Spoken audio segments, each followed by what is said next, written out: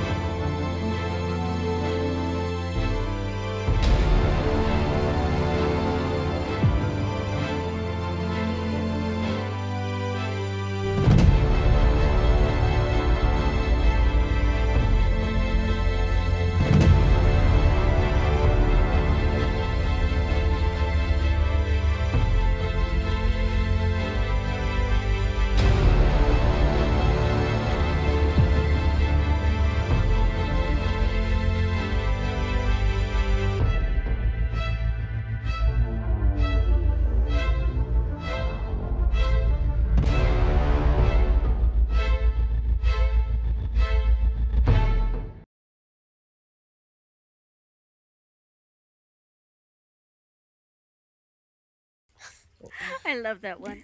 And we're about to sip that tea. Y'all are about to sip that tea. So last time, you also got a significant amount of tea. You all were released, set loose upon the town to go and meet the people who you would use to assume your identities. Marcellus had a turbo Karen moment and broke his way into the Ainsworth estate, only to be turned away by a maid with a gun. He did set off their one of their alert systems. And he also, before doing that, flirts with Coyote? Mm-hmm. Oh, yeah. Coyote from the post office had from a little the post flirt. office, whose mama was the general store. Mm-hmm. Did a little bit of flirting with Marcellus. He did invite Marcellus. He said when you got turned away, or I believe he said when you get turned away from the Ainsworth estate, come to the general store. Yes.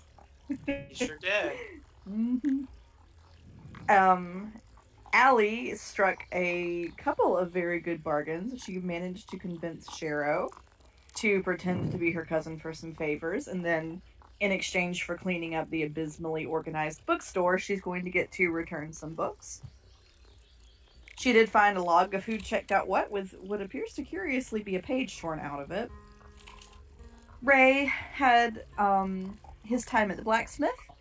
He did meet Letty Hambleton. He did some good work. He finally got on Bellamy's good side. And we left off with Tethys at the hospital, having met both Dr. Elric Fildan, who is the human doctor, and his daughter, Dr. Samantha Fildan, who is the veterinarian. And when we left off, they were having a very strange encounter at the hospital.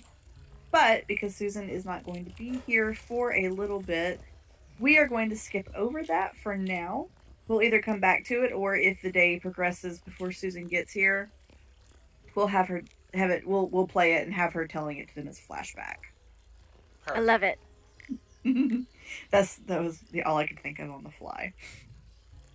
So while Tethys is having her adventure in the hospital, Alli and Marcellus, what are you up to? So Marcellus, I think you have been to the seamstress at least once that I went day. to the house, went back to the seamstress, placed the order with the money, or I forget. I think he gave me money to order it. Yeah. Ordered it. Picked that lovely color George hates. He went shopping for Grace out. and Ada. I'm gonna... Yes. Well, let's say I leave the seams tailor. I don't know why I keep wanting to call it a seamstress. I guess same diff, but the tailor. Yeah. And I bump into Ada in the street. And Ada, I'll let you sorry, Alli. You're doing it again. I did not do this intentionally. I promise. Alli. I guess whatever you're doing, if you want to character that, and then let's say Marcellus is heading back towards the post office when he bumps into you. Okay. So, I think I had said that Alli would stay and work on the bookshop until about dinner time. So is that what time it currently is, or is it a little bit earlier? I would think, because I had time to go back and forth house, quite a bit, yeah. Stand outside, go back to the main house, get the money, go back to the tailor, and then leave again. So it's certainly that have to be a good chunk of the day, right? I would say so, yes. Okay. So, so the path Marcellus is on goes right past that bookshop. So you would probably actually see Alli stepping out of the door and kind of doing the polite curtsy to somebody behind her and kind of shaking out her skirt and tucking a little book under her arm as she steps out of the bookstore. Hasn't seen you yet. She's kind of squinting in the daylight. Marcellus sees her stuff the book in her bag, and he'll say, "How utterly boring and adorable. She's leaving the bookstore." And he starts to go up this little road here as he sees her coming down the stairs, and he's like, Alli, darling. And she kind of starts and turns around and looks for you for a moment. Yes, Marcellus. I've had the most exciting day. You should meet the slab that I ran into in the post office. He's really quite the looker. And then he was like, could you believe the audacity of the Ainsworth? I had to climb the fence. You did what? Oh, it was nothing, darling. I'm spry. And she kind of pinches the bridge of her nose. Marcellus, do you remember the conversation we all had at breakfast about not drawing attention to the party? I mean, it wasn't me that drew the attention. If you ask me, it was that rude gateman. I wouldn't have even caused that kind of scene had he not been so utterly aggressive with me. He took my business card. Marcellus, And in your head, she's going to cast message. So you hear in her head, not out in the streets when who knows can hear. Who knows should hear, darling? Do they know who they're messing with? Some people are starting to peek and look, because you said the magic word, which was Ainsworth. And he would look around and be like, well, it's no surprise they don't have much of a fan club. And he would stop at that and look at Alli. Alli is like, she's done this thing where it's like you've met an acquaintance in the street and they start talking your ear off and you clearly have other things to do. So she's kind of stepped around Marcellus and started walking back towards the Chevalier house. The book still tucked in her arm. And in your head, Marcellus, while she still has range on this message, you hear, remember, we've only just met. Follow if you like, but we are not having this conversation in the middle of town. Okay, darling, we'll put a pin in it for now. But, is that the same dress as yesterday? We see her back kind of stiffen as she keeps walking. And he would, walk up to her and be like, that'll never do, dear. Come with me. I'm guessing she probably got to maybe about the merchant stall before this happens. Yeah. And he's like, he literally hooks his arm in hers and starts guiding her back into Swings her town around. She's like, what? towards. Uh, Well, if we're going to attend Ada's party, which obviously will be invited, otherwise it'll be entirely too drab, you're gonna have to find something better to wear. Party? I have not been told of a party, Marcellus. Well, it just so happens that Mr. de Chevalier himself gave me money to... It was the dad, right? It was Wilhelm. So the dad is Leonard is the dad, and then Wilhelm is Leonard's, and Wilhelm is married to Grace. Wilhelm is Leonard's... What? Wilhelm is Leonard's son. Yeah. Okay. So right. I thought he was trying to get a present for Grace, and Marcellus also threw in a present for Ada. So where's the party coming? Oh, Did he just make thank up a you. party? Actually, I thought it was Grace. That's right. I Mhm. had that wrong in my notes. Initially, it was for Grace, and I paid out of pocket for... For Ada. Okay. Mm-hmm.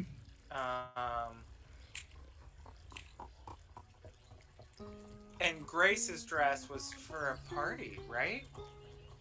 No, Wilhelm did not say. He was just like, could you, something to kind of maybe make Grace feel a little bit better about herself in a new dress, and also, if Ada says anything to you about like her dead brother or anything, will you kind of let me know? Yes. You want me to let you know that? That's what... Yeah, Sorry. so Wilhelm was like, she doesn't really talk to me about sensitive things anymore. So if she says anything to you, will Right. you, like, pass it along? Okay. I had the rest of that in my notes, but I had Ada as Grace as the name. I think I'm gonna make, like, a little family tree, because I think I would be confused as well about who's... Yeah, there's a lot of family. Yeah, there is. Yeah. I think I've got it, but only because I've asked you like 20 times what it is. Well, I mean, which is very reasonable, because there's a lot of people to keep Well, up with. and I'm typing fast while we're playing, so I'll not, like, proofread it when I'm done, so I have to go back through and edit it, because it's just, like, quick little notes. Mm-hmm. So, And I've got Grace as the pointy, fox-like, reddish-brown hair, green eyes girl. Uh-huh. Mm-hmm. Okay. So you swing Alli around. She's like, wait, what are you doing? Oh, I didn't tell you. I'm going to host a party for Ada. Okay, so it's not. She makes these like she's trying to grasp what's happening, because not only are you steering her back the way she's just come, but now she's like there's a party going on, and yeah. And is there a tavern here? Oh, yes. So let me I was right at making the the family tree. But yeah, so next to the bookstore there is a tavern. Perfect. Okay, so we're gonna march little Alli right on back to that tailor, seamstress. That's why I kept wanting to had it seamstress in my notes. It's on the map as that. Okay. Mm-hmm. And she's like, well, tell me what she's doing, but he's like kind of pulling her sleeves and like sort of getting ideas of measurements while they're walking. No. If you even attempt to do more than grab her arm, there is this instance of freezing cold prestidigitation on your clothing that makes it quite clear you are not to touch. Oh, well, excuse me. And he's like, did it just get cold in here, or was that just you? That was you, darling. We just got here. I cannot have a reputation ruined among strangers of all people. Oh, don't be uptight. Come now. We're going to the seamstress. I will go with you to the seamstress, but you will keep your hands to yourself.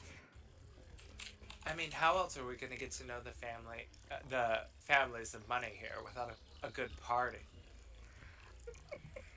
I am not objected to the party. I just don't want you trying to. What are you doing? Let go of that. She like slaps her hand away. Ah. And Hell. Aurelius has popped his head up and turned around so he's facing you, Marcellus. And you get this very weasel-like with the fangs showing and everything. And Azazel is going to follow his daddy's form, and he's going to start trying to do the same to him, like taking off his little top hat and trying to put it on him, and like kind of doing the same thing. And yeah, so we're going to the seamstress. Yeah. And Alli is doing all of this as best she can to not make a scene. Like, she's And trying to get Marcellus is the total opposite.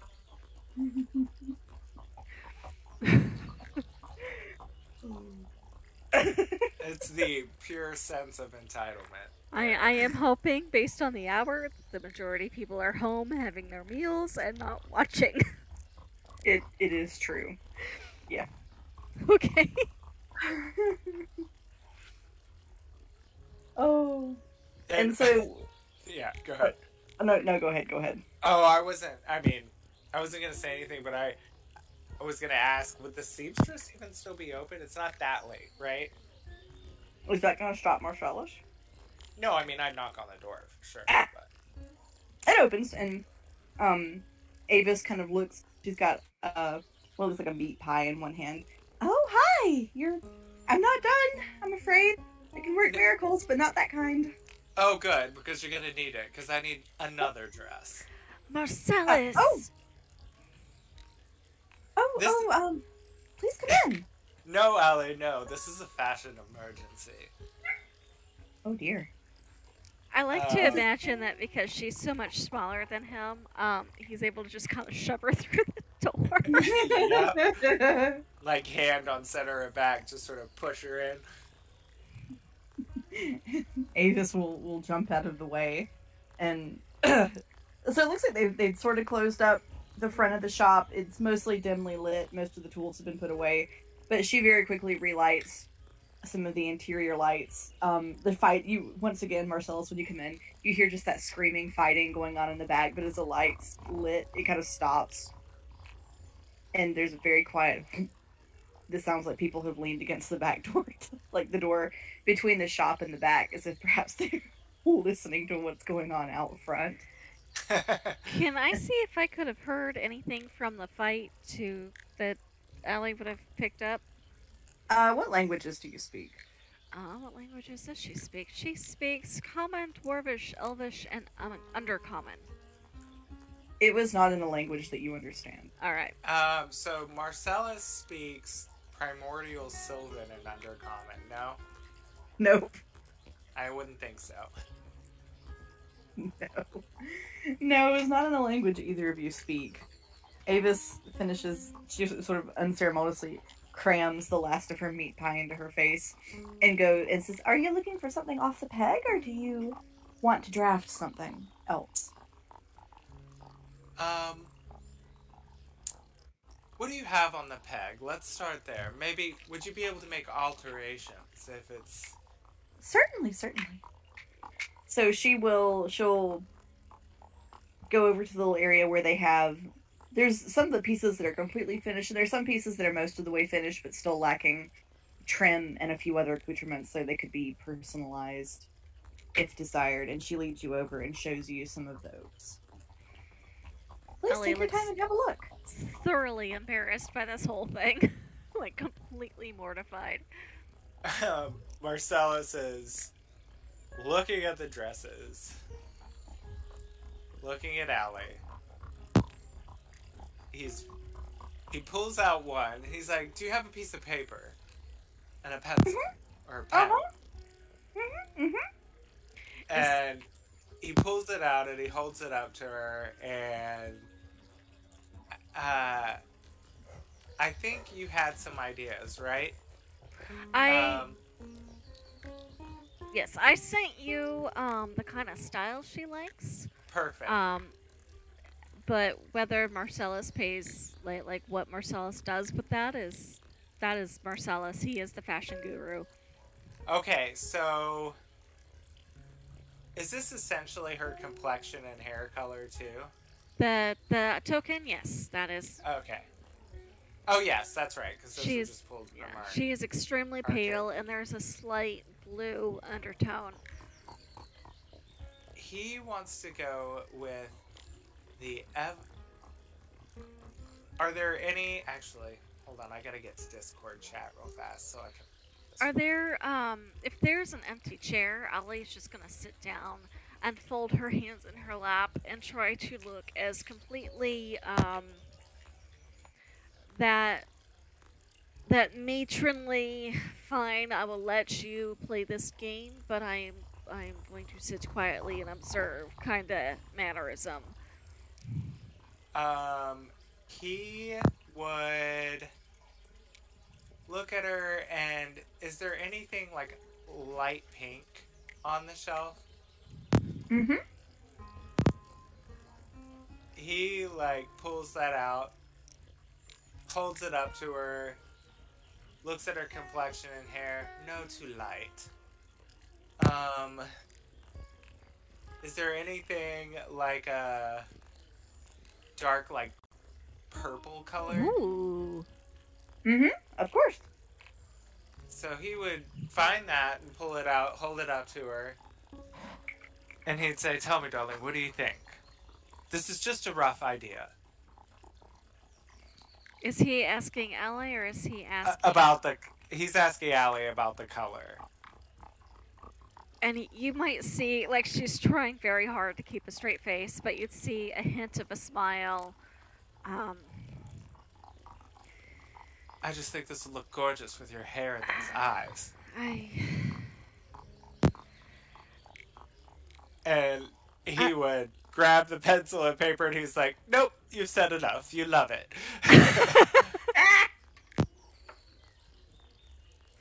And he go ahead. No, go ahead. But if you're sure my opinion matters, I was going to say that I think in this at least I trust your judgment. Oh, perfect. See, I knew exactly what you were going to say. So High collars, Marcellus. High collars and sleeves. I will insist on that. Of course. You leave the rest up to me. And he, like, starts sketching some, like, alterations to the dress. Like, he wants to add on some sleeves here. A little bit of, like, a mock collar. And he's like, and lots of bunching. Can we do... And he'll, like, draw more. And, what is the seam... Did Alli ever get the seamstress's name? No, I don't think Alli has. It's... Mila? Avis Dorchester. Avis. So she might, like, send Avis this wide-eyed, like, what have I gotten into look. Would you like some tea? Yes, please. And she kind of motions a finger and leans down and very discreetly whispers to Avis that the only sort of hoop skirt she's got is the one she's wearing, and please don't let Marcellus get out of hand on this. I'll try. And then he is like, "I'm sure you'll need to take some measurements." Ma'am, don't chew on the headphones.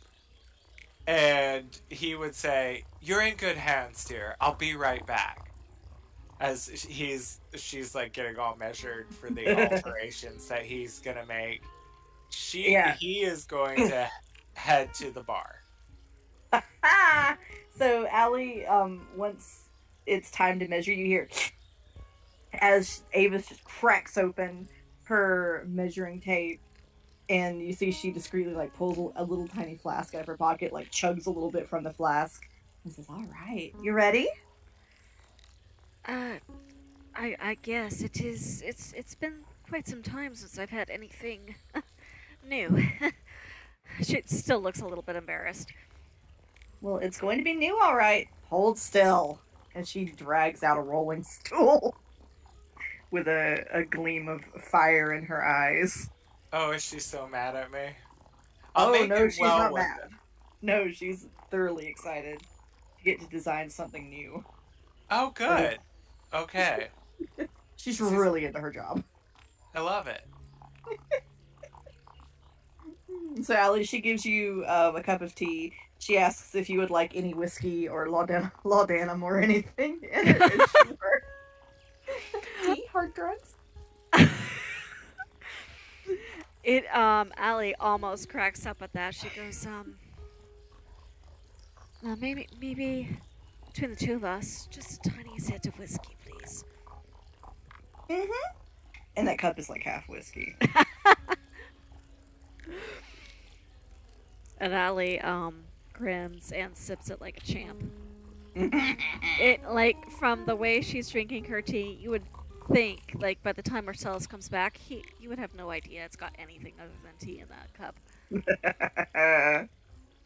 She knows how to hold her liquor. So, as Alli is getting measured, Marcellus, you headed to the bar? Yep. All right. Marcellus, you get there. So, for this town, and I do want to emphasize for a very small town, it's a much livelier tavern scene than you probably expected. For some of the working class people, or the people who don't really want to cook, are there. So the baker is there. Both of the Fildans are there. I don't think you wouldn't know who they were. Oh no, I'm so sorry. Samantha, just Samantha was there. Her father would not be there. Who? At this Sorry. moment. Samantha Fildan. She hasn't introduced herself yet, but Right. she's as you walk in, you hear her telling a very animated story about delivering calves to a somewhat trapped audience. It looks like there's a few people from the guard. There is Coyote sitting with a woman who looks to be his mother. They're both sitting there eating and chatting with each other. Just a few what appears to be assorted sort of working class people. There's a halfling man behind the bar slinging up drinks and food at a rapid pace. And there is a somewhat slightly younger halfling girl who is delivering food at a pretty quick clip. They've got this down to an art. He's got kind of honey gold hair and dark brown eyes, and so does the girl. And there's a very strong family resemblance between the man and the girl that is serving. She looks to be, she might be in her very early 20s. She sees you, Marcellus, and she gives you a wave and says, "Sit anywhere." And you said they were both halflings? Yes. Mm-hmm. Okay. And at the bar itself, there's a couple of people. There is a woman in a maid's uniform who is kind of alternately drinking and crying quietly.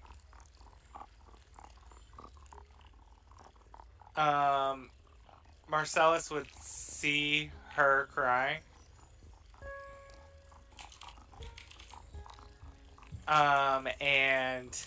Well, does he see anyone here that looks like an owner, bartender, barkeep, I'm sure, maybe? The halfling man behind the bar does, at minimum, appear to be the bartender. And given that the serving girl looks like his daughter, it would be a reasonable assumption that they may be the owner of the place. Perfect. Like a family affair kind of deal. Okay.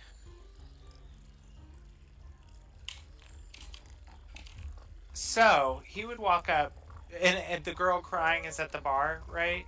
Yeah, so she's sort of a plumpish, middle-aged woman.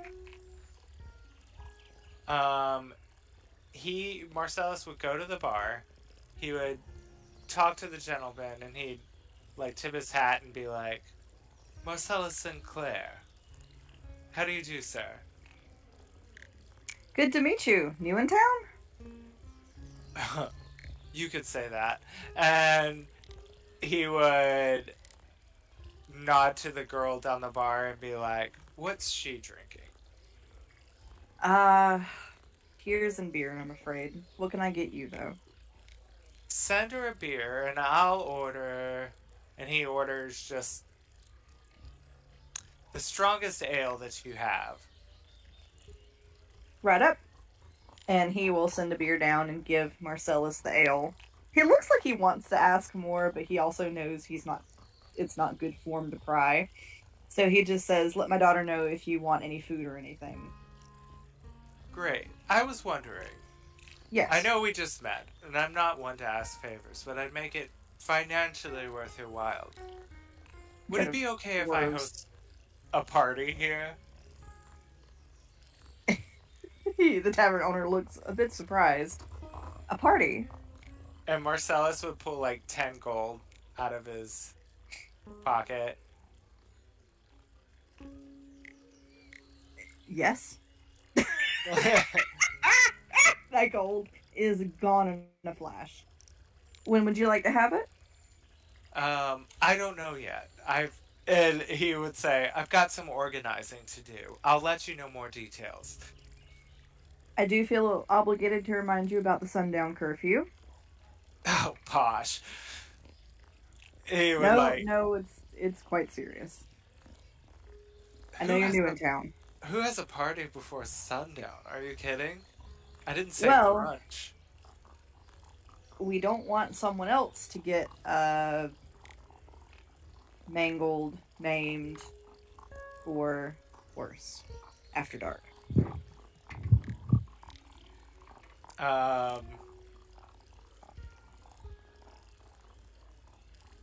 So he would say, okay, well, I guess time is to be decided. And he'd say, thank you for your assistance. How long have you been here? Well, reckon I've been here. He kind of looks over at the girl who's running around the tray.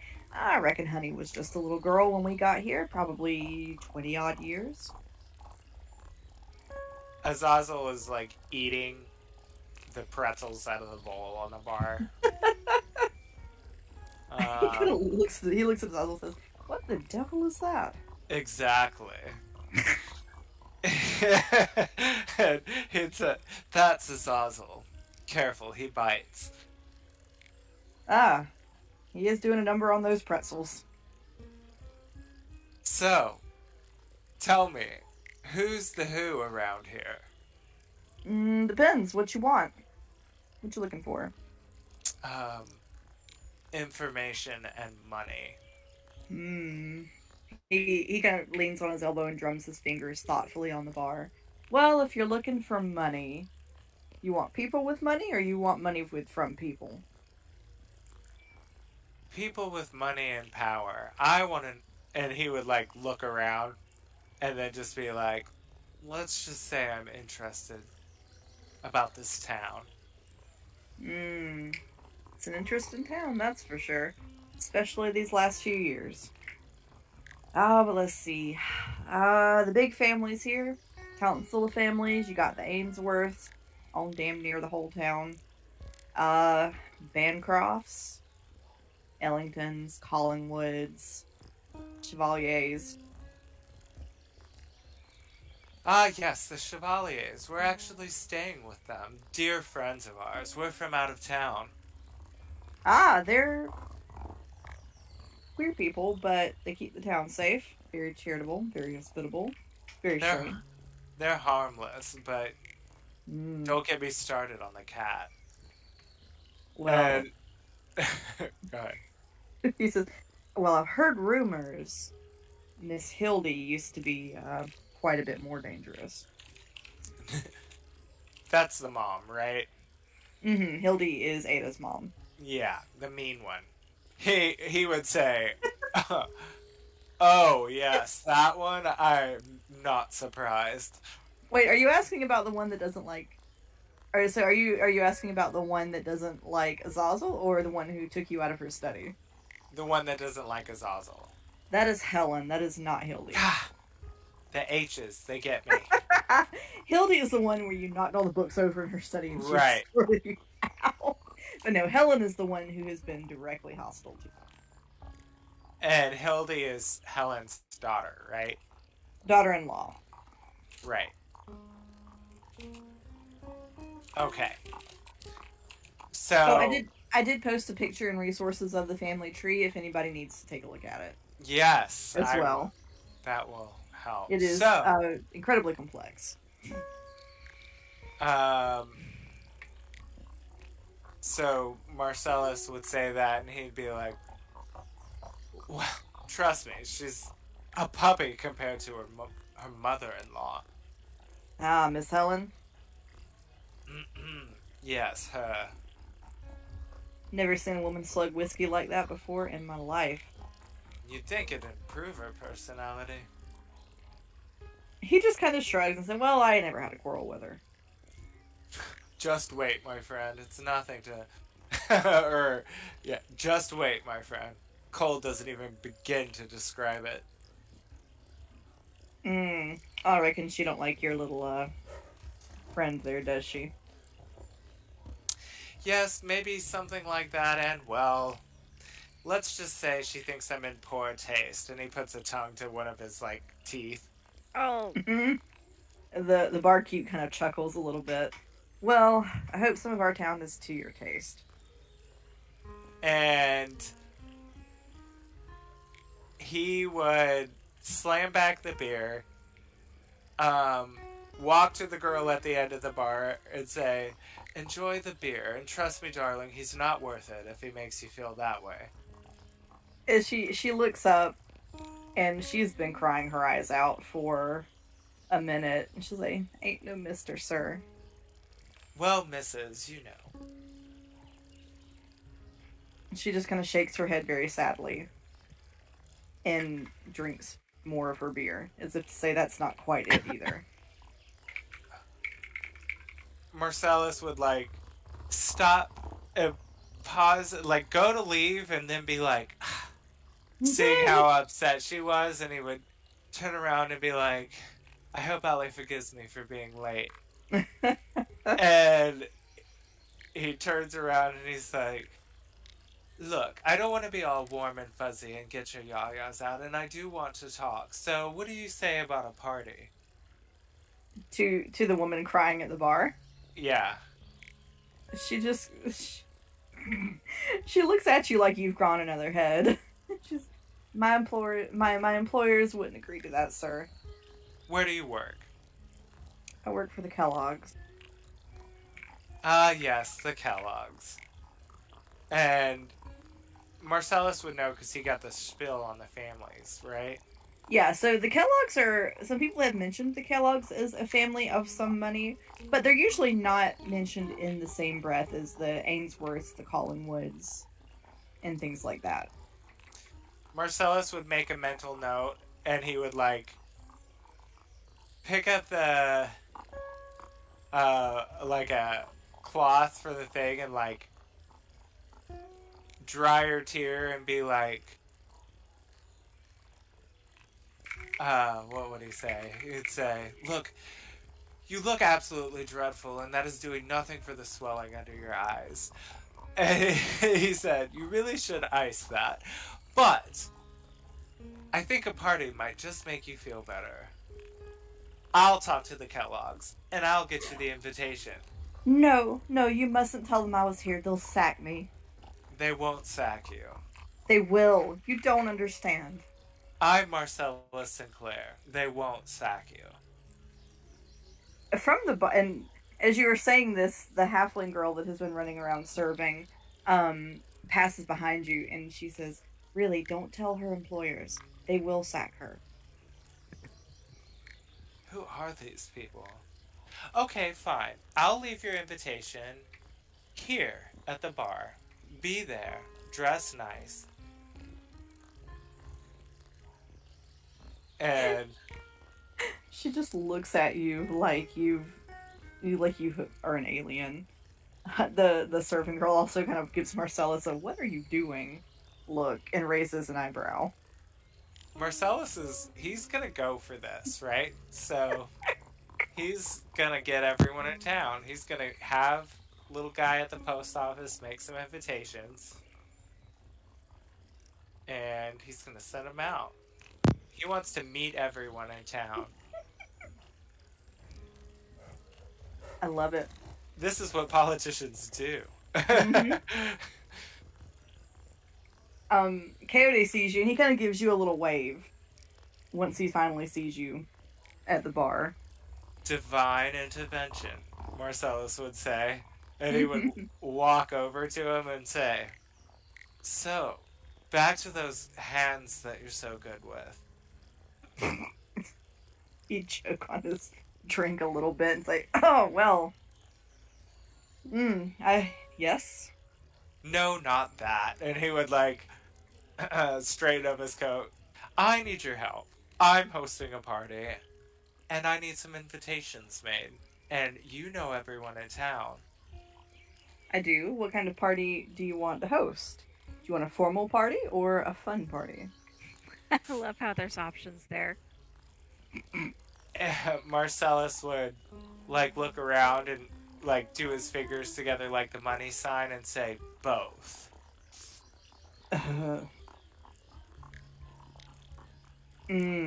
Well, you can certainly try. But I'm gonna warn you, if you invite the money, there's no fun. And if you're gonna have fun, don't bring the money. Okay, we'll start with the money. Katie looks disappointed. Oh. Don't worry, I didn't say it wouldn't be fun yet.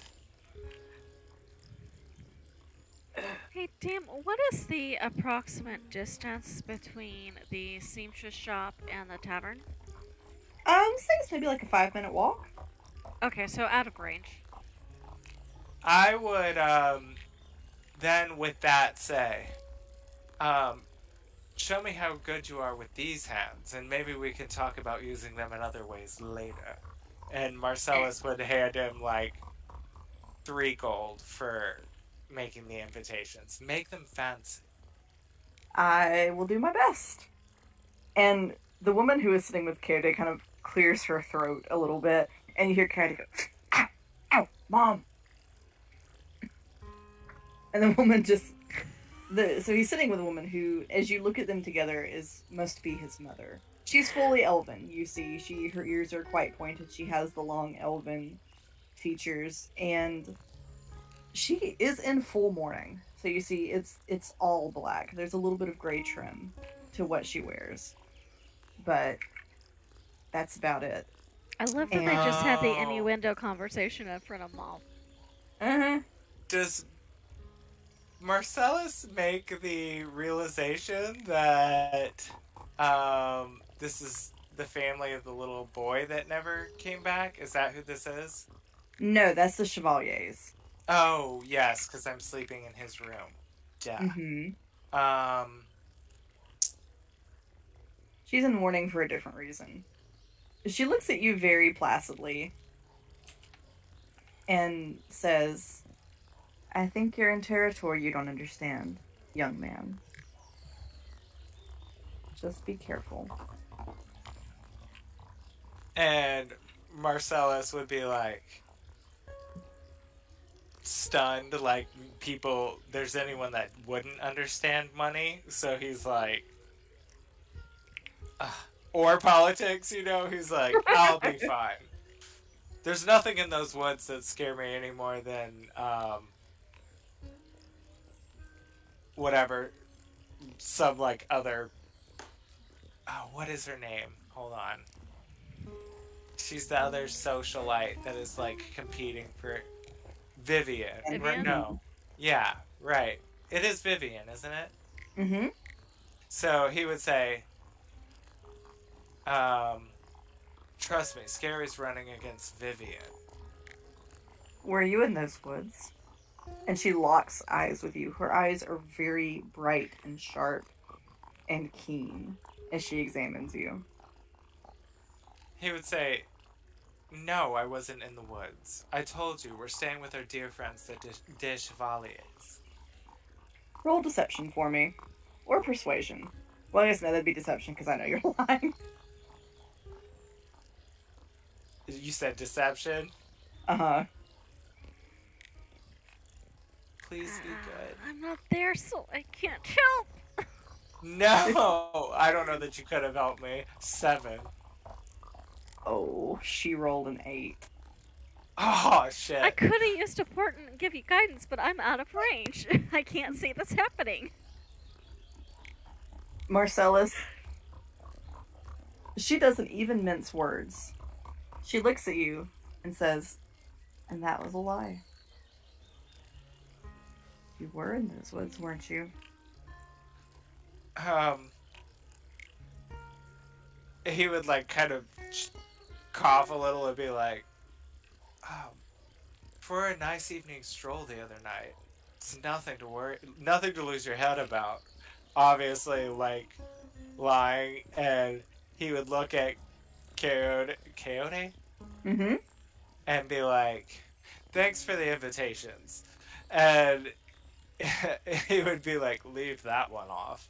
And he would turn around and head back out to the seamstress, like nothing even, like he literally has no idea. Though he is more worried about getting Alli back to the house before it's super dark out after the whole curfew thing. So he does head out.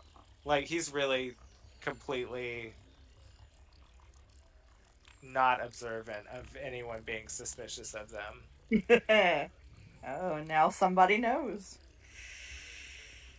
Does she, though? Yeah. That was a failed deception check, my friend.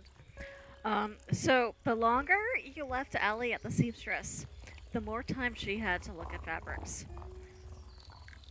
And so when you get back, all the measuring is done, and she is now sitting there. Like, the purple you've given the seamstress instructions with it was like a deep, like, midnight royal purple, right?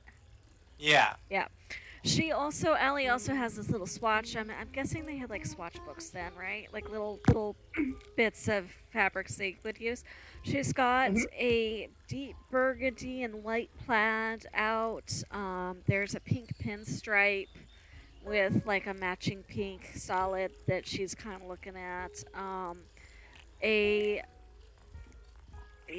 sage, almost gingham pattern with little squares, and a solid, deep pumpkin spice orange. And she's just kind of sitting there staring at him like it's stuff she likes. It's very clear she has no idea if she would look good in any of them anyway. But she's just kind of enjoying looking at the swatches. So he finds one that is like a, let's see, I was looking at colors. You said there was kind of a purple one there, right? The purple you've already chosen. Right. So she's got a red and white plaid, kind of a sage, multi-square pattern gingham kind of thing going. A pink, like, not like a super pale pink, but like a dusty rose pink pinstripe, and a solid orange. And off to the side, there's probably like a multi pinstripe with the green and the orange, and some weird, funky plaid combinations like you would have seen. And these are just swatches of fabric? Yeah, just like a little swatch book she's been playing with while she waited, because you left her there. I did, for a little bit longer than intended, but only a little bit. I was trying to hurry. And he would, like, look at her and he would say, go with the green. She kind of nods. She goes, you're right. I do only have the one dress at the moment. Be ashamed to wear this every day, all the time. Only so much prestidigitation that's good for the cloth, after all. Does Marcellus see another dress on the rack that he doesn't want to alter, but is still, like, kind of a sage green color? Sure, of course. So he would, like, pick out another dress in that green color, and then he would go to the seamstress and pay her for the alterations to the one and the other one, and he's going to also pay her well. What would be? Tell me, like, how much she says it would be. Let me get a chart real fast. Marcellus, how much money do you have, my good sir? I picked wealthy to begin with, and then we got a bunch of gold for something. You did give it back, though, as I recall. Yeah. So I thought I took that out of my bank already. So I had like 200 gold. That's what it's. Oh shit. Okay, never mind. Would that make sense though? Yeah, because she gave us that much to play with. So if you didn't play too much with your gold, you might still have it all. Yeah, I didn't. So Out of curiosity, I bought like one weapon, I think. How fancy is the purple dress Marcellus designed? Oh, thank you, because I keep meaning to post a picture of sort of what I was thinking. Ooh. For the dress that he's having made is like, or altered, is going to be something. Let me go to general. I'm running under the presumption that the swatches she is looking at are the ones that she was told they have dresses that are made and alterable. So that's going to be the purple one. Ooh. And it'll be purple and like a darker pinstripe like that. Like a solid and a matching pinstripe. Mm-hmm. Just a slightly darker color, yeah. So, the jade green one is gonna be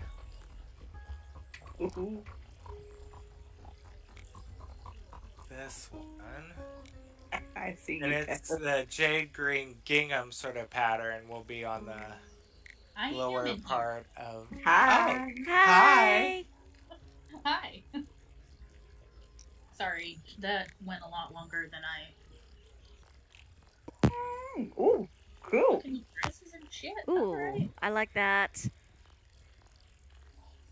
But with like the green, With it instead of the sage pink. green striping underneath, yeah. So, how much are we thinking here? So I think, so one, Avis is very willing to cut you a good deal because you have brought a lot of money in so far, and she has the sneaking suspicion you're going to continue to bring money in.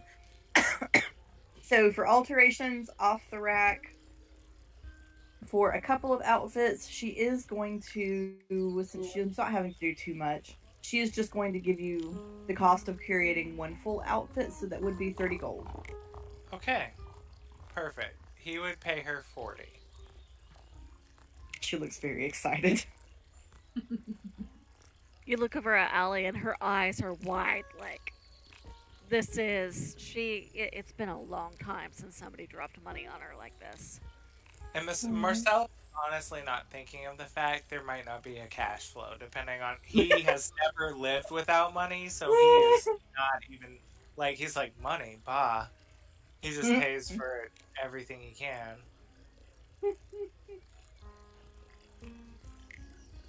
Oh, for some reason this one right here, if it was a little bit longer, makes me think of something that Ada would wear. The pink one or the pens? Oh. I just pasted it in the chat. It's cute. I like that dress. Where? It's Oh, that's cute. booties. I do like it. I do like the hers thing. was gonna be dark blue, Mm. right? No, that's the Ada's? color. Yes, it was. Yeah, Ada tends to like wear blue, and George Ainsworth likes her in Likes red. in red. Okay, yeah. So she got wears it. a lot of. So it's kind of her family's general color, but also because Her the whole color he doesn't family's. Her family sword. Always talking about her family sword. like. So, after Marcellus has stepped away from Avis, actually in his head, so that Avis can't hear, Alli's going to message, you know I don't have much to repay you with, right? Oh, don't worry about it, darling. As soon as we get back home, I'll have plenty where that came from. I thank you, Marcellus. Sincerely, thank you. He would, like, look at her and be like, don't mention it. Honestly, Azazel loved the mints. Wait, no, he got those from Ada. He got those from Ada. Ada and Alli. Ada and Alli. So he would say, oh, don't mention it. Honestly, you'll look dashing in these.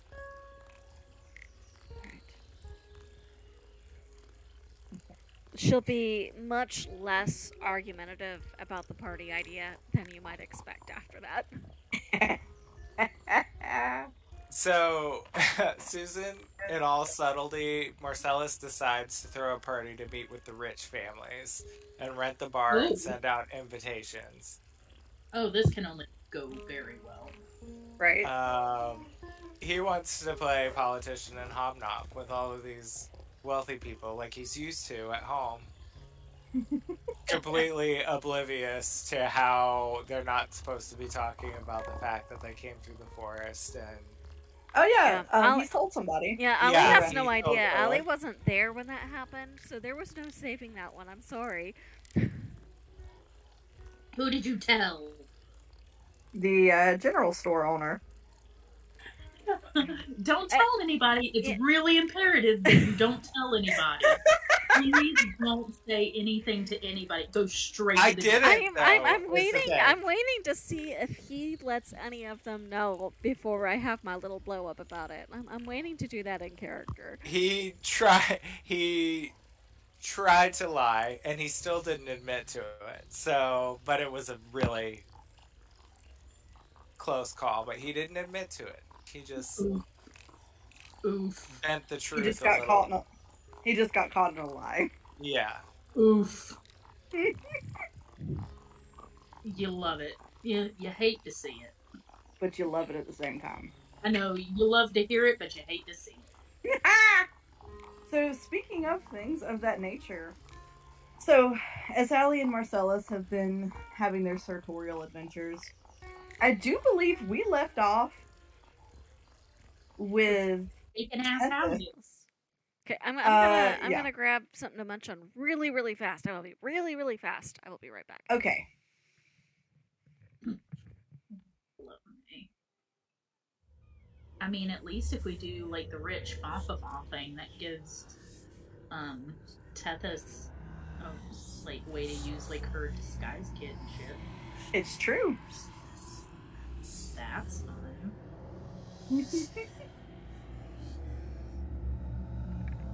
I honestly don't know what I'm thinking throwing a party, but we're doing it. I'm loving it. I would have it no other way, if we're being honest. Hi, dear. Okay. Oh, sorry, I kind of commandeered the ketchup. All back. Yep. I stole the ketchup from the rest of the house, Brandy. You would be proud. Oh. I am very proud of you indeed.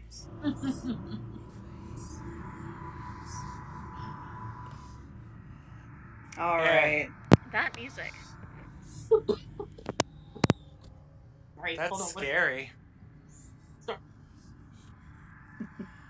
So, Tethys, as you were visiting Dr. Fildan in the hospital, the temperature dropped significantly, and then there was sort of a great loud bang that shook the entire hospital, and Dr. Fildan, regrettably, has had to ask you to come help him sedate his patient. Sure. We love those types of things. Yes. So he goes into one of the drawers downstairs, and he gets a little case out, and he says, "Follow me, just be careful. Stay close behind." It's slightly unnerving that you're saying that, going into a place that, I don't know, seems like there's an earthquake inside. It's really not. I hope you will be discreet about this, of course. Oh, of course.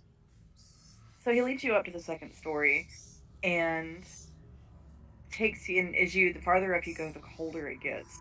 You can see tiny webs of frost on some of the pictures hung on the wall, and the farther up you go, the closer you get to one of the what appears to be a not someone who is badly hurt, but sort of a recovery infirmary room on the second floor. It gets colder. You hear this whispering around you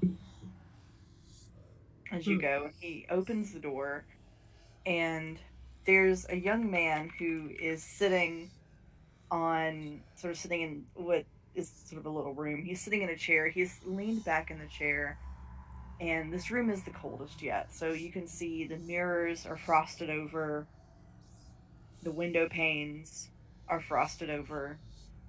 He looks as though he's in distress. He's breathing quite hard. You can see great puffs of breath in this cold temperature. He has blonde hair that was combed probably when he got there, but it's kind of come askew. And his eyes. So his eye. This is striking. His eyes are fogged over, the way you have seen some corpses' eyes fogged over. But he is quite clearly alive. His fingers are digging into the plush of the chair, and you do see he is wearing very nice clothes. So whoever he is, he appears to come from money. Oh. Do tell. Dr. Fildan, he looks quite sad for the boy, and he says, let's see if we can sedate him before it gets... I wish I knew a better way. So, if you don't mind me asking, what exactly is his... She kind of just motions in that general direction. Ordeal? As I've gathered, it appears to be he seems to sort of struggle. Hereditary. Hereditary. As in, he got this from a family member? From his parents? His grandfather, we believe. The poor man was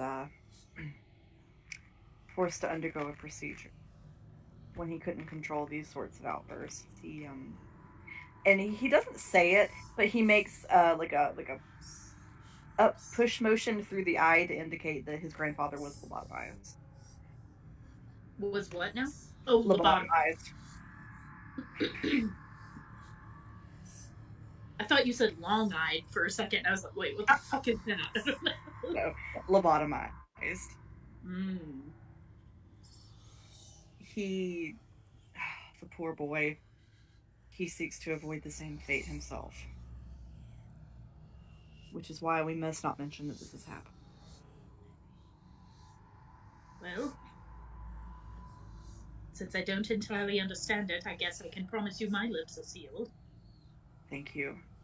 If you would help me hold his arm, please. And he's preparing a syringe. So this leaves you to go interact with poor Mr. Collingwood. Oh, God. Hi. Not really. His name's Mr. Collingwood. Mm-hmm. Sorry, taking notes. And so, I mean, does he seem conscious? He's vocalizing a little bit as though he is having a bad dream. It's not clear how conscious he is exactly of what's going on around him. But he's more like dreaming than awake, sort of thing? You kind of get that sense that you aren't sure how aware he is of his surroundings, but there is something going on. He's experiencing something, but it's not exactly clear to you what. Okay. So she'll speak before she even tries to reach out and touch him. She stays initially probably about a couple of feet away. And she ain't about to... Smart girl. And she'll kind of call out and be like, Mr. Collingwood, can you hear me?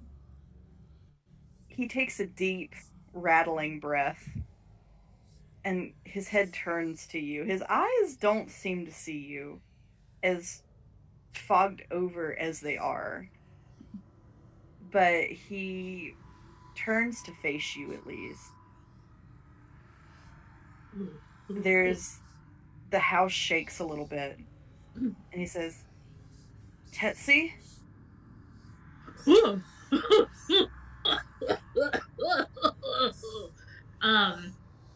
She kind of like,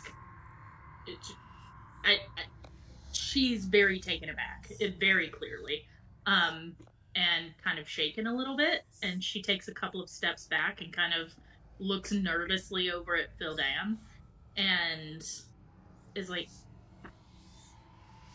how does he know that name? I'm sorry, what? And he was so busy, it looks as though he was quite absorbed in getting the dosage of whatever he's pulling in that syringe correctly that he wasn't listening. She'll kind of pause for a minute and be like, nothing, never mind. And against her better judgment, because it's fun for me, she will kind of retake that step that she initially backed up. And she'll be like, I'm not sure how you know that name, but I do have to assist Dr. Fildan. Are you okay if I touch you? He groans and rasps, but this time he doesn't say anything. He kind of lets one arm. There's a small, like a little side table, like a little three-legged side table next to the chair. He kind of just sort of rests his arm limply on that side table. Well, I'm going to take that as a yes. And I mean, I guess she'll kind of step towards and look back at Fildan, kind of, silently asking for his guidance, like, where do you want me? What do you... And he'll say, will you roll his sleeve up, please, so that we can get at his arm? I'd like to try to get it into a vein if I can. I feel like you're stretching this out to purposefully freak me out. Me? I would do that? I would never. So never, ever. She does. She's nervous, but you wouldn't be able to tell by the way that she's acting. She's really putting effort into, like, not letting her hand shake or anything like that. But she does she still kind of does it slightly from a different distance. Yes, she steps up to him, but it's more like I have to lean over a little bit to actually touch you. But she does, and she tries to be very gentle about it and rolls up his sleeve. As Tethys rolls up the sleeves, you can see the arm that is exposed has seen quite a lot of needles. So you get the sense this is not the first time this has happened.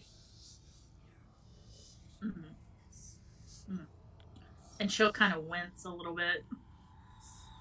As you get his sleeve rolled up to his elbow, he seizes your wrist suddenly. Oh, fuck! And Tethys, what he does is he twists your arm over and slams your hand palm down onto the table. So he's got his hand on top of yours, his very long fingers wrapped around your wrist, with your hand pressed to the table. And he seems to look at you again. And he says, ask me a question. Ask you a question? Which was technically a question. But not. While she's here, ask me a question. What? She kind of looks around briefly to make sure she didn't miss anybody. And... What, you got a turd in your pocket? Right? First of all, who the fuck is we? But she'll be like, who is she?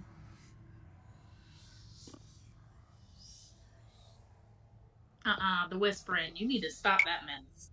Right? He draws a long, shaky breath, And he says, "They brought me here against my will. I wasn't bad. I couldn't help it."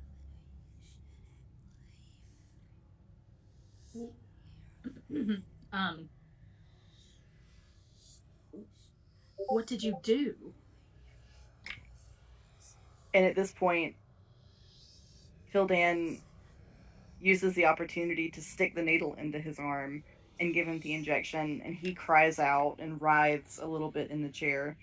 But Tethys, after a moment, table underneath your hand stops banging, the temperature begins to go back to normal, the frost retreats into the corners of the paintings and the windows, and things go back to normal. So, like, what happens to him? Does he just, like, pass out, or? He looks very, he kind of slumps against the chair. He's, shockingly enough, he's not totally unconscious, but he looks significantly calmer and lets go of your wrist. I don't think she can really find any. I think for this moment, all of her smirk has kind of left her. She's visibly shaken. Like, she is not really quite sure what's going on here and who the actual bad person is at this point. She's like, I don't fucked up. Dr. Fildan will get another chair and help her sit down. He goes, "Oh dear, are you okay?" I'm fine. No damage done. More shaken than anything. I do apologize. And I thank you for your help. It's much harder by myself. Oh, I'm sure. And kind of like glances back over at him. And she's like, could we? And then kind of like points at the door. And he says, yes, let's get Mr. Collingwood downstairs. I'm sure he'll be coming around in a minute. And yeah, does he need does he need her assistance getting him down? Just kind of making sure he doesn't fall, like Dr. Fildan doesn't drop him and he falls on his face. He's kind of coming out from under the stupor. He's still a little bit not sure on his own feet, not quite sure, almost as if coming out of sleepwalking. And they get him downstairs, and Dr. Fildan gets some good strong whiskey in both of you and himself. And the young man wakes up a little bit more and looks at the two of them and goes, I'm so sorry. I haven't hurt anyone, have I? Oh no harm done. Good. I'm terribly sorry.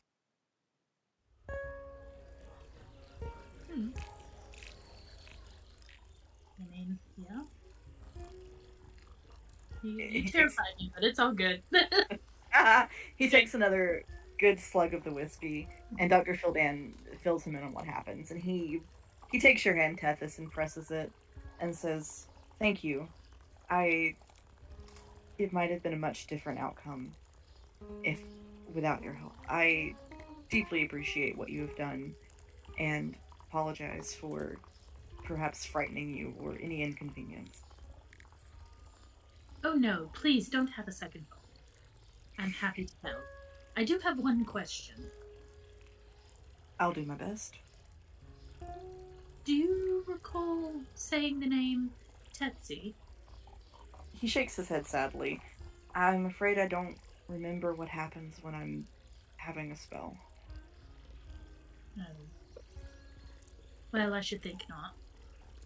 I thought it was worth asking anyway. I appreciate it. Of course, I wish I had a better answer for you.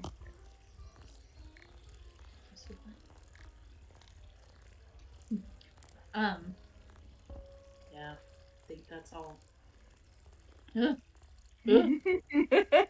Dr. Fildan will bundle up a few sandwiches and send Tethys on her way with them. And another apology. I think she'll wait a few steps outside the hospital But then she will absolutely break into those sandwiches. Nice. Being terrified made me hungry. It do make you hungry. Ooh, speaking of which, I just got a burger. Oh, Ooh, nice. So it's starting to get dark. The sun is setting. You hear the church bells tolling, which seems to be the indication that it's time for everybody to get their ass indoors. So the church bells begin to toll, and anyone who is in a building that is not their home sort of breaks out into the street, moving quickly. And yeah. So I guess Tethys will make her way back to the house. Mm-hmm. And I would imagine right about this is probably the time you will probably also see Alli and Marcellus and Ray as well, heading home from their daily work.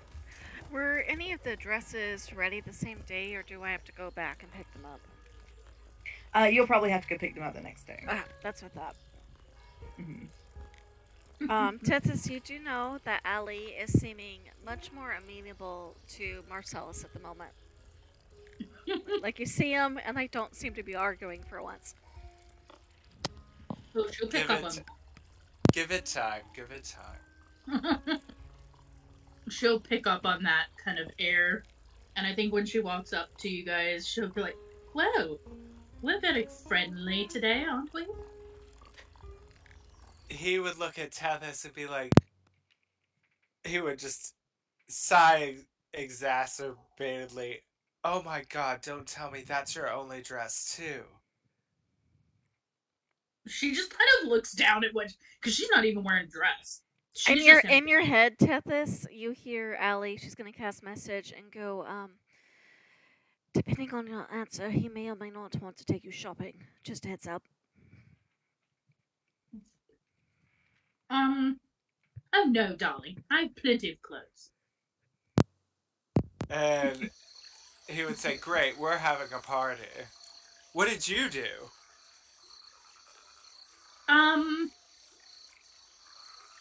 I checked out the hospital. I met the doctor. He was quite nice. As soon as she said that, Marcellus would actually laugh and be like, wow, you're just a real party animal. I went to the tavern in the seamstress, and he fills her in on his whole day of hiding outside the fence and climbing the fence and then trying to get into the Ainsworth's house. Alli will make sure that most of this conversation does not occur until after they're on Chevalier property. I can just see her now. Fucking shut up, Marcellus. And again, Marcellus oblivious. He's like, no, whatever. Money pays for everything. So he's having this party. And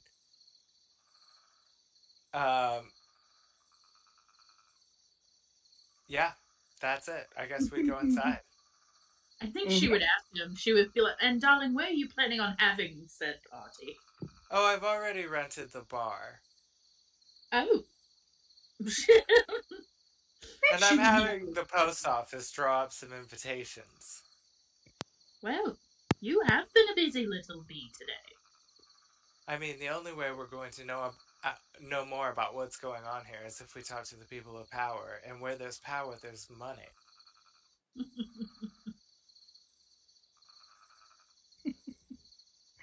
Oh, Marcellus is a man with a plan.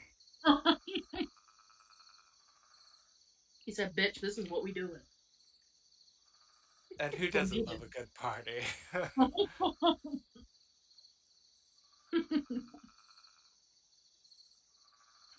Who indeed? All I can think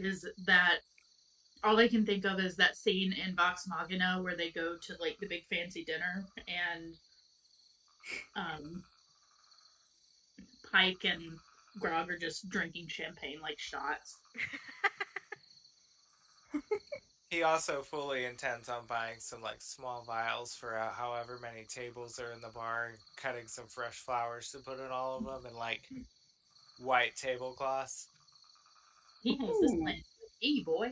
He knows what's up. Man with a plan. He's like, don't you worry, I speak red. Alli is just politely nodding along because at the moment she does acknowledge his generosity, and compared to climbing fences, this is preferable.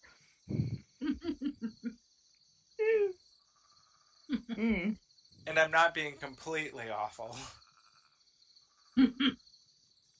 Slightly less objectionable than usual. Really, it's all we can ask for Marcellus. Yeah, it might not be the smartest plan. Definitely gonna rub people the wrong way. He's still doing it. Fan as a DM, I love it. It's that chaotic neutral. Ah! I do love a chaotic neutral character, I'll be damned. Right. And the politician at that, I mean, that's pretty par the course. Like, what am I gonna do? Whatever the fuck I want. That's Uh-huh. Break into the house of the richest people in town? Sure, why not? Why not? I didn't technically break in. I didn't make it that far, but I was trying. I was gonna say it's not for a lack of trying. But that damn maid. Is there anything, I mean, other than the obvious climbing the fence and setting off the alarm pulse and all that, is there anything in Marcellus' story that would give Alli any hint that some kind of danger might be headed their way from this? What? Like, would she have any idea that I stirred up trouble from my... Yeah, well, from my I mean, does doing? it seem like from this, does the story, because she wasn't there, so she's going based on the story, but is there anything that gives her any indication that the group as a whole might be in trouble from Marcellus' deeds? Or does You in it seem danger, like it's girl. all going to be on Marcellus? You have no way of knowing. Okay, so there's no insight or anything here that... Because I think you would have to have a better understanding of the power structures and how the town works. Okay, so Alli does not have that knowledge then. No, not yet. You in danger, girl. So you all get back to the Chevalier estate. You're welcomed back. Laura is running around like a cracked out child. Oh! Alli had the mouse in her pocket the whole time. So Alli is going to motion to Laura and see if Laura she will- can't get her attention. Laura will come over. Hi. Hi, dear. It occurs to me that you might be the best You got a person. mouse. Yes, I have no idea how to take care of him, and I was going to ask if you did. And she holds very out her hands. Alli will very carefully hold out the mouse, who is probably quite frightened. I'm guessing there was probably an animal handling check at some point to keep it from getting loosed in the seamstress shop. Laura takes it from you, and it settles down as soon as she touches it, and she puts it in her own pocket. Thank you. Thank wait. you. And she reaches around in her other apron pockets and looks very, very thoughtful. She looks like she's making a very tough decision. And then she reaches out and hands you a rock. Oh my god. Thank you, darling. But we don't have to trade if you don't want to.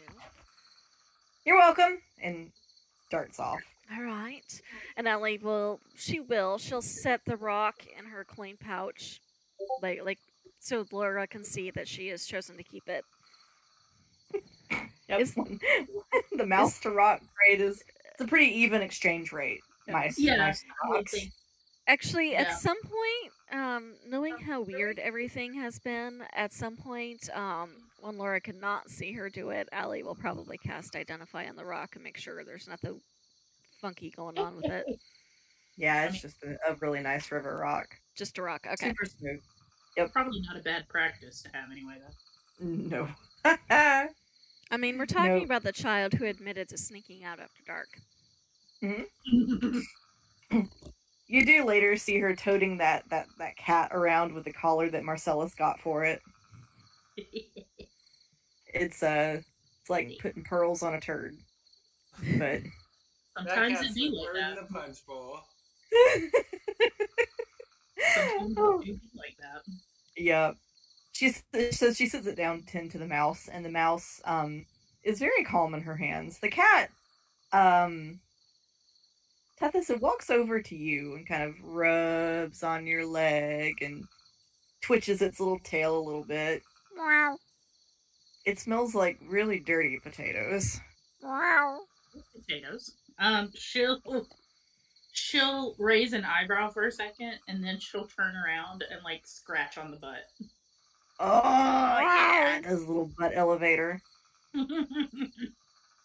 Just yeah, it is very happy. Raising the service entrance. Right? Okay. She might try to pick it up. Wow. Yeah, it's very agreeable to it. It lets you pick it up. Aw. She cradles it. Potato cat. Definitely, Tethys, this smells like potatoes, like a bag of potatoes that have just come out of the field. I'm okay with potatoes. Sometimes animals just do be stinky. Unless it's a dead cat, like Church. Are you pet cemeterying me right now? Do you want to examine the cat? I mean, you know what? Yes. Okay, thank you. Marcellus, that's funny. He said What is it? It'll be funny if it's dead because Marcellus said that thing might as well be the way it looked. Tethys, I'm gonna let you choose whether you make a medicine check or a nature check on this cat. Wow. Let's do nature. It's slightly higher. Okay, make me a nature check. Okay, oh my god, click on the right thing. So I'm sitting in the same place that my work computer is at right now. Mm-hmm. And, like my mouse pad for my work computer, I keep trying to grab the mouse. I'm like, no. Okay. That is going to be +2, so 16. So Tethys, with that 16, it's alive. Ish. It's yeah. It's just really baggy and smelly. She'll kind of like lift it up and like put her ear to its chest to see if it has a heartbeat, kind of thing. It does, but Tethys, as you squeeze it a little bit to lift it, it farts. Oh, Farting old cat. You know, you know how much I love a crotchety old cat. As you listen to it, it goes. Meh. Oh my god, this is my new best friend. Yep, 100%. I don't. Move over, Pumpkin, no. He got you with his little lethal balloon knot. And it is, and let me tell you, it's bad. And I think Tethys will, like, you can just see in her face instant infatuation. Like, I fucking love this cat. It is very content to just kind of let you do whatever you want to with it. It doesn't fight you. And she just kind of cradles it and pets it, like, while she's watching what everyone else is doing. She's still participating, she just now is with cat. Not with child, but with cat. But with cat. Which is exponentially better than with child. I am a chum. Not too long after you all come in, Wilhelm and Ada come in, and both of them are a little bloodied. So clothes are a little bit messed up. Ada's got a busted nose. Wilhelm, like, something has cut, like, several times across his arm. Alli will sit up. Oh dear, do you all need some healing? We're fine. Wilhelm just kind of gives a thumbs up. Yeah, she's doing a lot better. Aren't you, sis? And he, like, claps her on the back, and she staggers forward. Is it her nose broken, or is it just bloody? It's just bloody. Okay. Marcellus would say, well, you can't come to the party looking like that. What happened to you two? There's a party? Yeah. What? Soon. He said Yeah. not yet. Don't worry, you didn't miss it. Oh, darn. What she says and what she means are clearly very different things. Wilhelm gives Marcellus a little sly thank you, like up nod, like I see what you did and I appreciate it. And Marcellus would tip his hat and be like, "Well, if you're not excited now, you will be." There's who's going to the party? Well, I've invited anyone that's anyone to be there. I think he's planning to invite the entire town, to be honest. Alli No, says just from the her rich chair. people. That is not a party, Marcellus. That's torture. Don't worry, darling.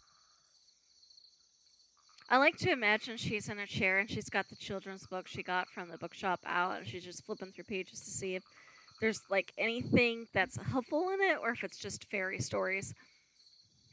What was the book about? Was it just a children's book? It was a children's book about brownies, I believe is what you specified. Oh, gotcha. That's right. So, yeah, it mostly does just talk about brownies.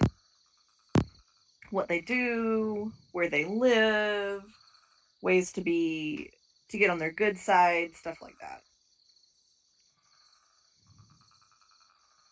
Ada will look at the book curiously and go, "Oh, that's one of Laura's favorites." Alli would kind of smile. She goes, I made a bit of a friend at the bookshop and borrowed this for a bit of light reading. It did seem that Laura had a book out, but given her nature, I took the liberty of just paying the purchase cost. I hope you all don't mind. Oh, no, I'm sure Grace will appreciate that quite a bit. Alli, like a little bit relieved.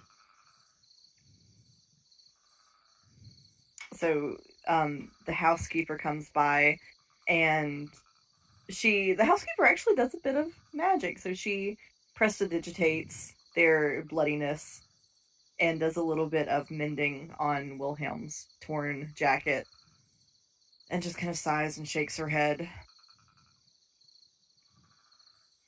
and gives Marcellus a "I remember you" look before heading back towards the kitchen. Alli kind of Did you guys smiles. just hear me burp so loud? I hope you didn't. Actually, no. Nope. Okay, thank God. Alright, it was like a sneak attack, so I had to mute myself. Marcellus would say, so she says, "I remember you" to him? She gives him a look that says she remembers him. And Does Alli Marcellus see this? remembers her, right? Huh? Does Does Alli see Marcellus this happen? Oh, sorry. Alli, yeah, Alli probably does see it. Marcellus, In- what were you saying? I was going to say, before he says anything to cause a fight, in his head, Marcellus, you're going to hear, "Don't rise to the bait, darling." He would go to he would literally be in the process of opening his mouth and shaking a disapproving finger as you hear him essentially start to say, "Well, I'll have you." But he goes, "Well, I'll have," and puts his finger down and turns around and looks at Alli, and he's like, "You never let me have any fun." She just lifts an eyebrow. We're leaving her off the guest list. And Ada says, "Well, I don't know if you want the party to go smoothly. Anuli definitely knows how to, well, run things." She and I working Hildy, right? Helen. So Helen. the housekeeper that just kind of gave you the "I remember you" Right. was their housekeeper Anuli. Anuli. How does she remember me? You were rude to her when we had breakfast the very first time. And she took your plate away. I thought that was Helen, but okay, yes. Yes. The list of people Marcellus has been rude to is Right. It's getting hard to keep track of here. So She's the one who Anuli took your is food away. the waitress that took the food, or the housekeeper, Mhm. chef. She's the housekeeper. Took Alli my will food kind of away. smile and she go, Marcellus, anybody who can run a house and stuff like this is probably worth having on your side for a party to be successful. He would look at her and he would realize and be like, actually, that's a fantastic idea. We could serve a little nosh or something. Alli will give Ada a wink. Ada relaxes a little bit. Well, look, 1 or 2 new dresses, and who turns out to be my little party planner? He, like, turns around and looks at Alli. For now, until you do something that is incredibly stupid again. Well, that's inevitable, darling. Tethys will go. Just kind of giggle with Potato Cat. Potato Cat kind of sloshes around in her arm. And Marcellus would say, look, it lives. Are you sure it's okay? No. Who is? Who could be, darling? Look at it. Potato is just fine. Potato and pumpkin. And then, like, pet him again. He sticks his head into your hand. Oh my god, I love him. She's never going to put this cat down. Nope. Yeah, he seems content to stay in your arms as long as you are willing to hold him. And I will. Forever. Because Laura was the one holding him, wasn't she? Yeah, Laura's usually the one toting him around. I mean, if he's good enough for Laura, Yeah. good enough for me.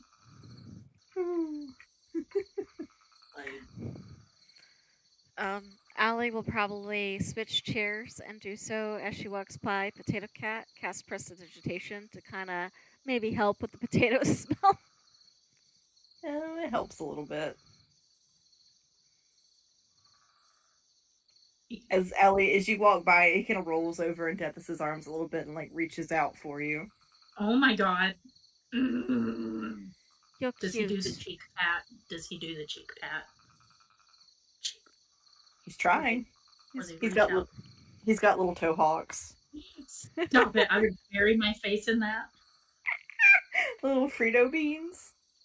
Alli will do like the little nose boop. You're cute. And continue on to where she was going to sit with the book again. Alli, actually, if you're going to stop interacting with the potato sack, I need you to make me a wisdom save. Oh. Goodness, potato.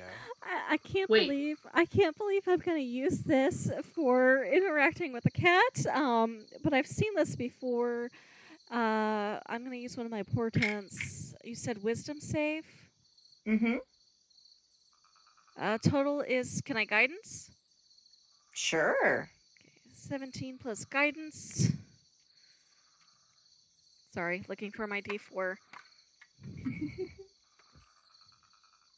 21 total. Okay. Yeah, so with the 21, there's just a brief moment where you aren't sure if you really want to stop petting him somehow against your will, and then you break free. Would Alli clock this as a magical effect? Potentially, because Alli, with your passive being as high as it is, you do also see a very slight gleam in the embroidery on his collar. She'll kind of like do that double take at the collar. She'll go, Tethys, do me a favor and set him down for just a moment. You can snuggle him again in a second, I promise. But I would love a look at that collar. She'll set Potato down. Make me a wisdom save. This is not going to go well, I can already tell you. I cannot withstand the cat. Actually, this was a charm effect. I could have used advantage instead of my port. Oh well, it's done. That's gonna be a whopping 5. Yeah, Tethys, you don't want to set the cat down. And I think she's gonna look at Alli and go, "No, I don't think I will." Alli will look at you, and she'll look at the cat. And she'll look over at Ada. Ada, do you know where Laura got this collar for him? No, I don't actually. Laura? And Laura is nowhere to be seen.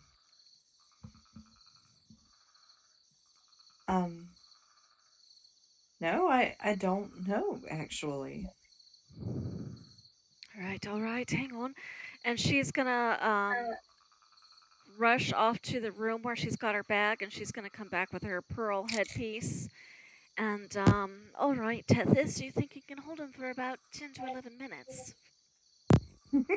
Oh, I think I can manage that. All right, so Alli is going to sit on the floor besides Tethys and Potato the cat, who is apparently now named Potato, and cast... As Tethys hold him for longer, he farts cutely. Oh my god, I love this cat. This is the most fartinest cat. Right?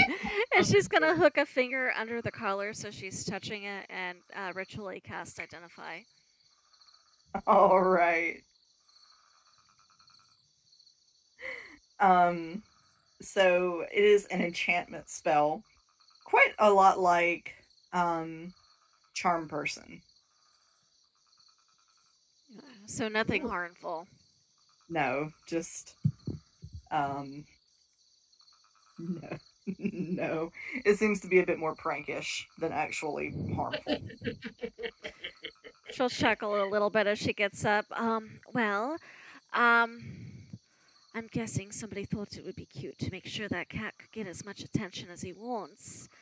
It's not going to harm. It's not going to harm anybody. But she looks over at Ada and goes, but I imagine anybody currently snuggling him is going to find it quite difficult to stop. Oh dear. And, well, he does need all the help he can get in that department. Well, whenever you do figure out where the collar came from, you might want to have a chat with whoever that person was. Marcellus, you got the collar for that cat, did you not? I sure did. Marcella's just keeping it on the DL.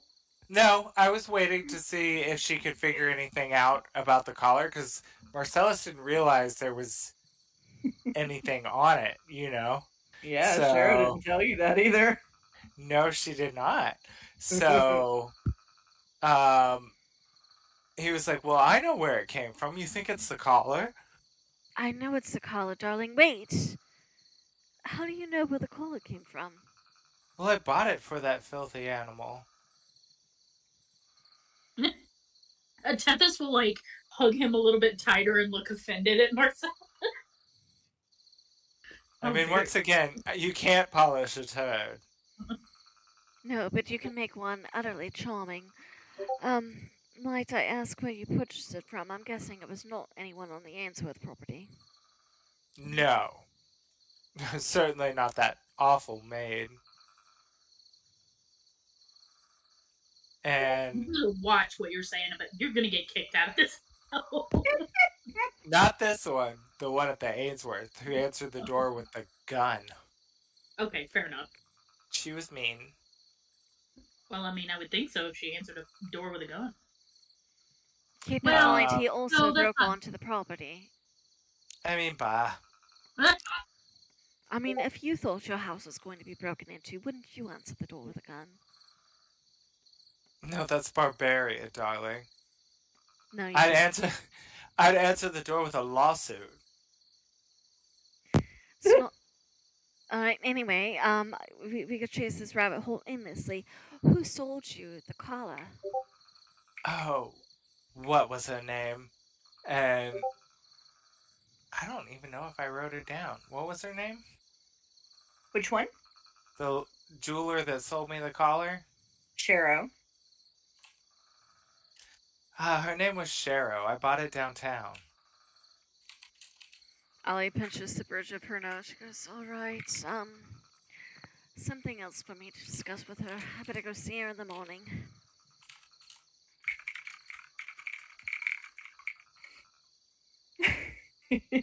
Oh my god.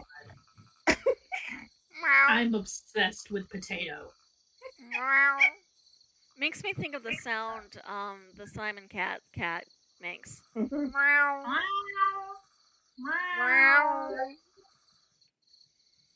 in-laws have to be and what the fuck is wrong with this girl? Can we say the party's in like whatever the next Saturday during the day is? Well, we've got a few things to do between now and then, I'm afraid. Yeah, no, I mean... Oh, when the part... Oh, I misunderstood. The party, yes. Not the party, the D&D party, but the soiree party. He wants to make his invitations for... Like the upcoming weekend to give him a few days to prepare and the dresses to get done. Yes, you can do that, absolutely. Marcellus will say, well, I've been busy, and he would, like, dust his hands and say, I'm going to retire to the bedroom. As you all settle in for sleep, night falls, and it is time for me to roll on the night effects. So we're going to see what happens tonight. Alright, on my first roll, Laura's not getting up and going anywhere. Okay. Okay.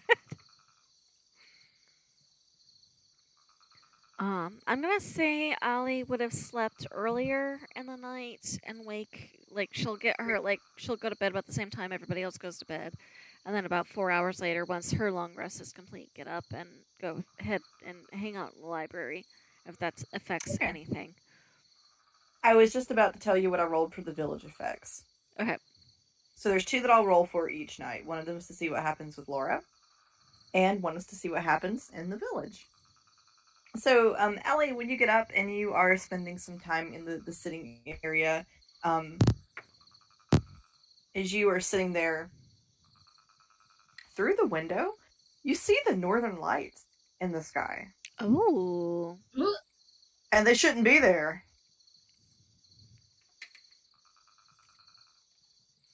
It lasts about an hour before it dissipates.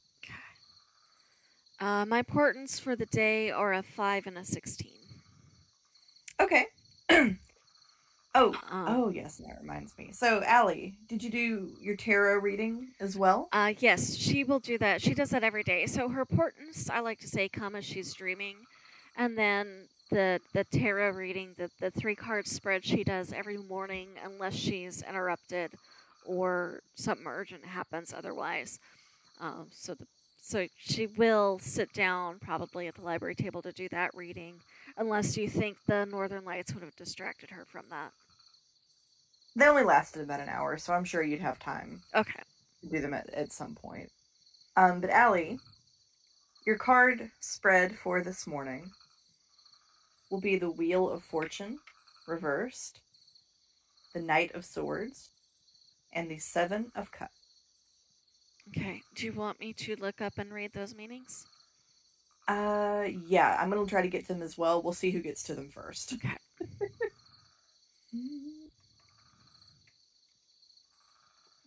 The first one was the Wheel of Fortune. So here we go. Wheel of Fortune reversed. Okay. Bad luck, resistance to change, breaking cycles. That would have been the past slot. For the present is the Knight of Swords. So that is ambitious, action-oriented, driven to succeed, and fast thinking. And for the future, the 7 of Cups. Opportunities, choices, wishful thinking, and illusion. Well, That sounds about right. And she'll sit there and meditate on it for a little bit, the way she normally does. And as you touch them, Alli, once again the paint smears on the cards. And as you wipe it away, the past, present, and future cards give you 3 words. Follow the fox. Follow the fox. Does this feel to me like it's forest, or does this feel like it's divine intervention? This feels like divine intervention. Okay, so there's this moment where she almost panics, and then she gets. So I'm guessing instead of the feeling of like blood and ink, like it was in the sunken house, this is probably more like water or something. Water, bitter, and bitter fresh greens. Okay, so she would definitely note the difference there. Follow the fox. And nod and meditate on that to see if she could come up with anything that would spark the memory on what it might mean. Because there's, like, I have certain amount of knowledge, but I'm not entirely sure if Alli would have that knowledge. It doesn't really ring any bells for Alli. So she'll just sit there and contemplate it for a while. And she's probably in the... Oh, I'm not trying to move the whole map. I'm just trying to move her token. There we go. She's probably sitting at that library table in meditative thought for a good chunk of the morning then. As you sit and meditate, there's a commotion downstairs. So there's banging on the door, there's shouting. I would like everyone to make me just a general perception roll to see if this wakes you up. Okay. Do I have to roll since I'm already awake? No, you're awake so you hear it, but those of Okay. you that are asleep, make me a general perception check. And Yeah, I we'll see would if you do. also hear it. Okay. Tethys put Potato with her to bed. Potato went. Come on, Potato. Let's go to bed. That's a good kitty. Yeah. There. Dirty 20. Woo, yeah, Marcellus, it definitely wakes you up, Princess and the Pea. Mm-hmm. 21. You too, Tethys, Princess and the Pea. Come on, Potato. Let's go check this out. Potato did leave you at some point in the night. Aww, my friend. Thank God Marcellus would have been disgusted to know that she shared a bed with that cat. Well, it went to bed, it just didn't stay in bed.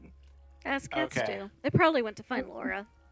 Yeah, or go throw up on a carpet somewhere. So as Alli hears the commotion, she's probably just gonna poke her head out into the hall and then head downstairs when she pegs it as going downstairs. Yeah, so you all hear this terrible commotion. Oh dear. Marcellus would say, I really hope that's the housekeeper, or the housekeeper, or something like that. Unfortunately, when you all get downstairs, it is not. It is the guard having a very worried conversation with the chevaliers and a few people that you have potentially not seen before as well. Can Marcellus grasp any idea of what, like, does he hear any part of the conversation as they round the stairs? Yes. So there's a lot of the things you first hear when you come down are, well, I don't understand how they got out or where they could be.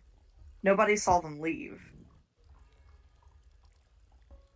And, so when you get there, Hildy steps aside to fill you in, and she says, it looks like the town children have gone missing.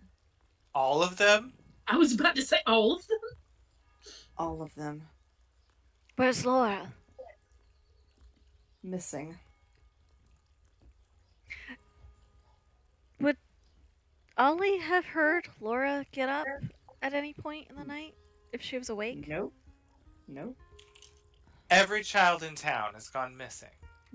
As best as we can tell. Is Potato in the vicinity anywhere? Yeah, Potato's just kind of walking around going, meh, Okay. meh. Marcellus would say, we have to get him back before the party. That'll just put a damper on everything. One track mind, this man. Bless his heart. But all right, I think we will leave it there for tonight. Oh, Sounds good, man. I'm interested Oh, to see how the another show is cliffhanger. on, All the kids are missing. Let's go leave this till next week. right? Yep.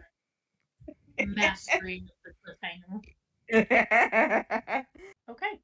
All right, gang. Well, that was lots of fun. Yes, thank you all for some good sessions. I'm sorry, I probably threw you a total DM curveball with that, but No, we'll make it work. The party. I'm actually pretty excited. It should be interesting. I'm excited to see what this party has in store.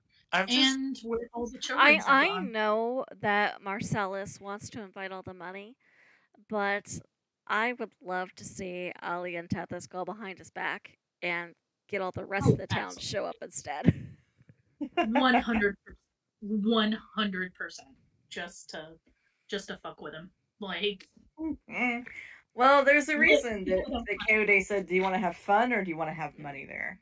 Susu, we have to do some plotting this week Yes. before next session on how we're gonna do that. I need to Yeah. talk to Brandon about the things too that I cannot divulge Ooh. to people. So Yeah. this would be a fun opportunity for a couple of other mind fuckery type things. well, and I just figure like it'll certainly give us a nose up on what's going on, you know? Mm-hmm. Get people a little bit drunk and you might spill some more tea. Yeah. Y'all know this is about all of that tea, baby. So she wants to know everybody's, and don't think she's finished with that, like Mr. Icy Breath either. She Very said, much. we're just finished for now. She said, I got questions. A lot of them, as a matter of fact. They require answers. So cool beans. Well, yay! I'm sorry I was late, but I'm glad I got to join in. So Yes. Yeah, it was we're actually so glad. perfect timing. It was. But I will talk to you guys soon. Okay. All right. Bye. Have a good Bye. night. Bye, everyone. Bye.